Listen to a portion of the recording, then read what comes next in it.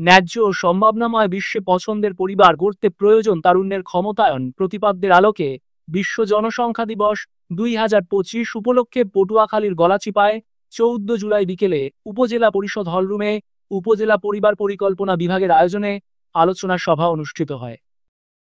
উপজেলা পরিবার পরিকল্পনা কর্মকর্তা মোহাম্মদ মহিউদ্দিন হাসান রুম্মান এর সভাপতিত্বে আলোচনা সভায় প্রধান অতিথি হিসেবে উপস্থিত ছিলেন গলাচিপা উপজেলা নির্বাহী ও অফিসার মোহাম্মদ মাহমুদুল হাসান। বিশেষ অতিথি ছিলেন উপজেলা স্বাস্থ্য ও পরিবার পরিকল্পনা কর্মকর্তা মোহাম্মদ মেজবাহউদ্দিন। আলোচনা সভায় বক্তারা বলেন, বর্তমান সময়ে জনসংখ্যা বৃদ্ধির চ্যালেঞ্জ মোকাবিলায় জনসচেতনতা, নারীর ক্ষমতায়ন এবং স্বাস্থ্যসেবার প্রসার অপরিহার্য। শিক্ষিত, দক্ষ ও সুস্থ প্রজন্ম গড়তে হলে পরিবার পরিকল্পনার প্রতি গুরুত্ব দিতে হবে।